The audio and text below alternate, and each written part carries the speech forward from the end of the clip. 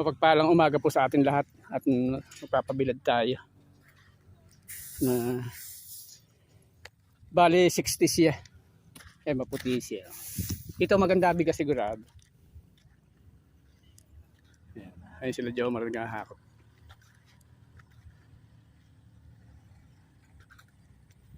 Ayan na yung ating pinaggapasan, pinagharbisan.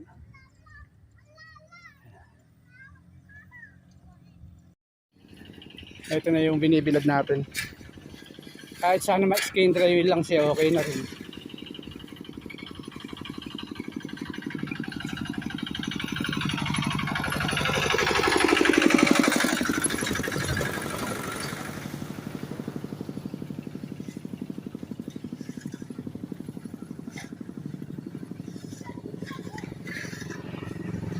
Bali 60 kaban siya.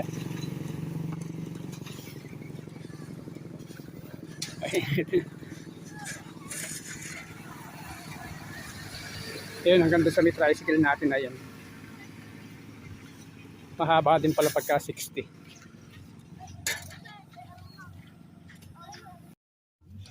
Nagdesisyon kong itapon na Bearing tayo. wala rin naman dahil.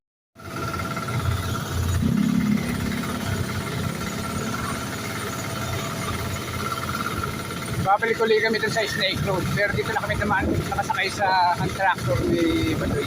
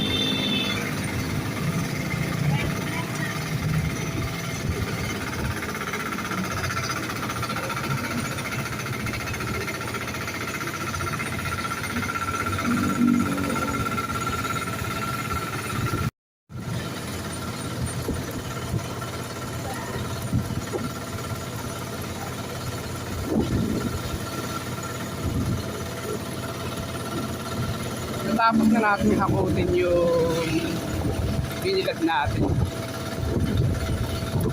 Nasa bahay na lahat. Hindi na natin na-i-video. Busy rin.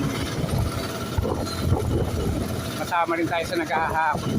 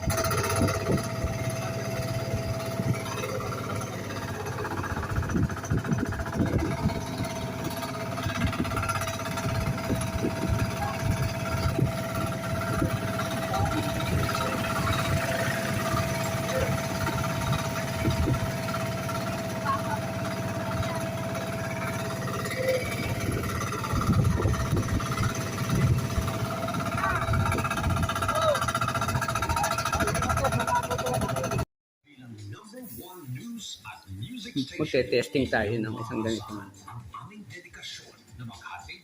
May isang dakot yung ating binhi. Ito bibinhiin natin itong 506. Maraming salamat po mula sa IFM Dagupan, #1. Masubukan natin ito kung Kung okay siya. That time check was brought to you by ACS. Itong sitaw na to, aanin natin sa Snake Road yan. Yan. Kinabangan na rin natin. Iluluto natin ngayon. Ito yung mga binilad natin. Naiuwi na rin natin. Ayan. Ang mga katulong natin nag-uwi rito sila Badoy. Sila Jess. Tsaka yung bayaw niya. Tsaka nga tayo. Ayan. Kung nakailang hila rin tayo. Ilang balik din sa Snake Road. Itong nandito sa lugar na to, 18 to. Yung ando sa may hagdanan, sa hagdan, naglagay din tayo ng 39 dun. Ayan, 39. Kaya bali ang total niya, 57.